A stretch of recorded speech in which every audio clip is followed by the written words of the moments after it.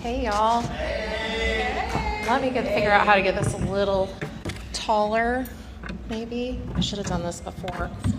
No, it's fine. Can y'all hear me if I'm up here? Yeah. Okay, perfect. Joe, thank you. Oh my goodness, Joe and his mama are some of my favorite topics in Hoot and Holler. Dry my eyes. My story's a little bit different. My crush on Tom Selleck hit me like a tidal wave in elementary school of short shorts and pure mustache magic.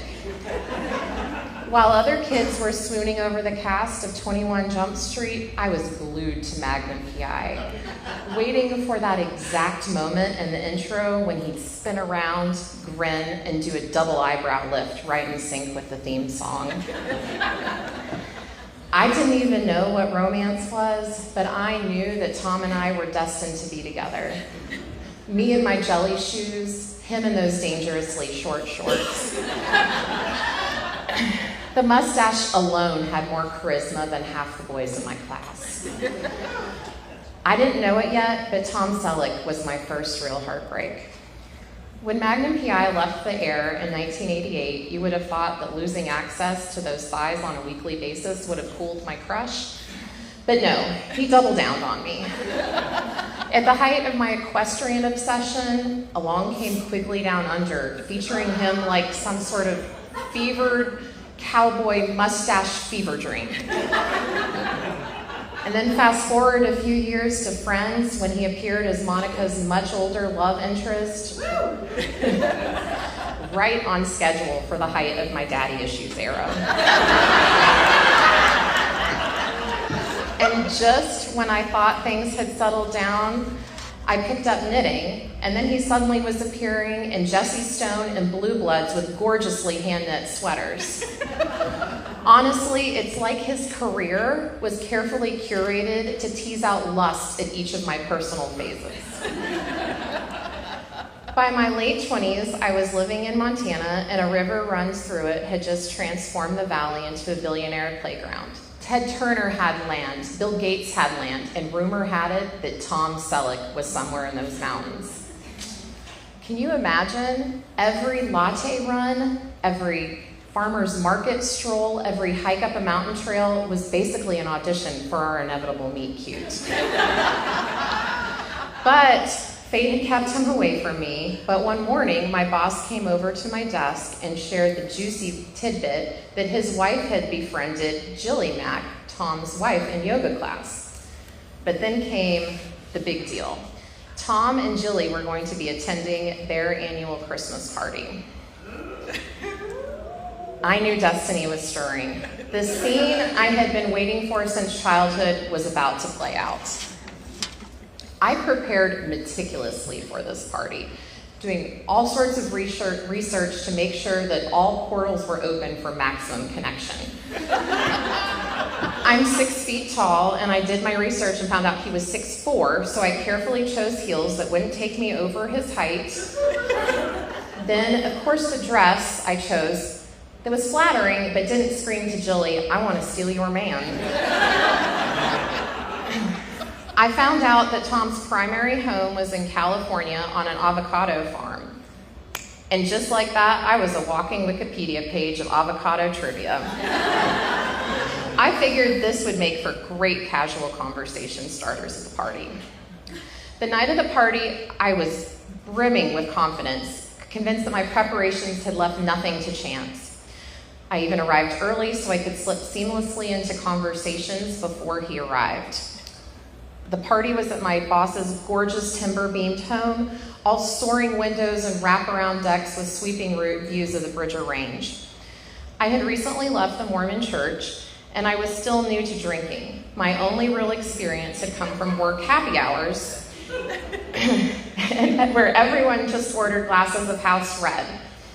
I never really thought much about what that phrase meant. It was just the one drink name I could pronounce and knew what I was going to get.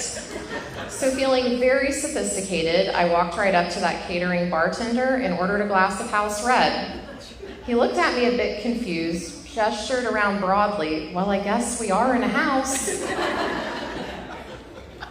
I I laughed nervously, grabbed the wine he poured, and took a big gulp. Just liquid courage for the moment I've been waiting my whole life for. And then it happened. The door opened, the room shifted, and in walked Tom Selleck. In the most gorgeous fisherman-style Irish Gansey sweater I had ever seen. I was certain that some lucky soul had spent weeks hand-cabling each stitch, whispering prayers of devotion into that wool.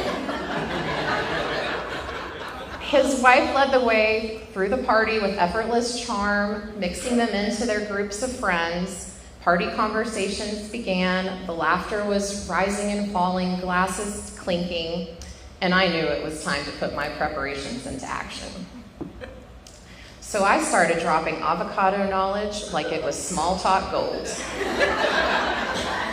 Someone mentioned water conservation in the valley, and I leaned in.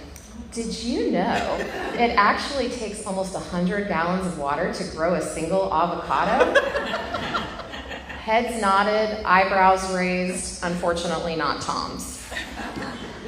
A little bit later, another group was talking about the secret of their banana bread recipes, and before I could stop myself, I blurted out, avocados actually have more potassium than bananas. I meant it as a clever contribution, but it came out way too enthusiastically, like I was trying to win extra credit on a pop quiz. There was an awkward beat of silence, polite laughter, and I quickly hid behind another gulp of my house red. Tom, tragically, had not overheard a single one of my curated avocado facts. But then my boss appeared at my elbow, twinkling, because he shared with me that a group of people were about to go out the deck to smoke cigars. Tom was going to join, and so should I. My heart leapt into my throat. This was it, my window, my moment, wrapped up in tobacco smoke.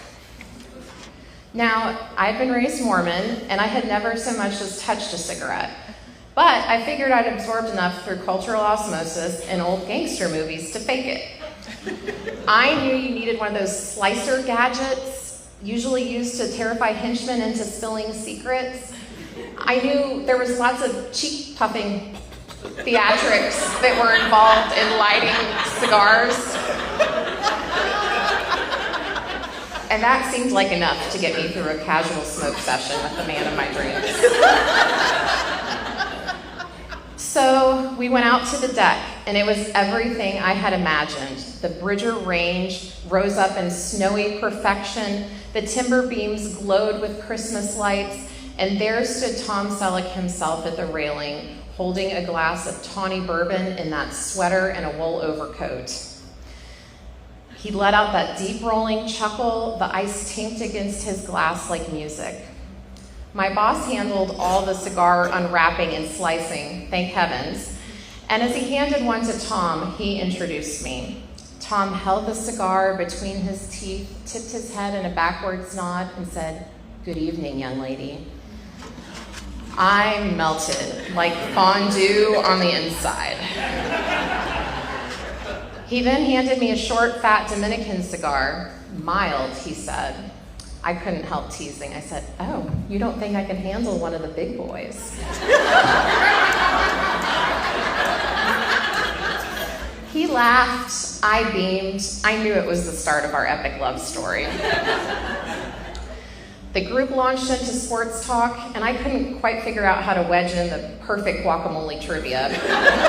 So I decided my best bet was to remain as cool, collected, and to look utterly at ease with the cigar. So I put it between my lips, tasted the sweetness of the wrapper, and I looked around, and everyone was doing that cheek puffing thing. And so I figured it was my cue. I inhaled, deep, committed, and cinematic.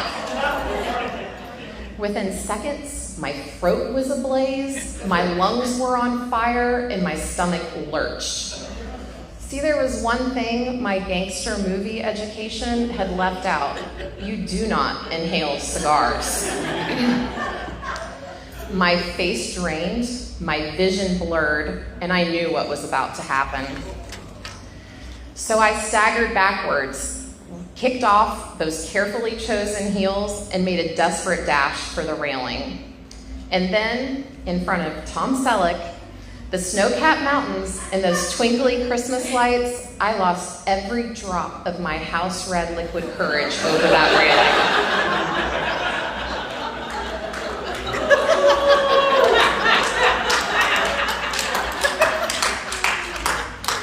And that was it. The grand finale to my decades-long crush. I left my boss's party barefoot in the snow, my carefully chosen heels abandoned on the deck along with my dignity. My ego was bruised, my stomach was empty, and my one chance with Tom Selleck had gone up in smoke, literally. I never saw him again, and maybe that's for the best. Some crushes aren't meant to survive real life. They're meant to stay in the perfection of theme song eyebrow raises or in the space between avocado facts and a daydream. And for me, Tom Selleck will always be that.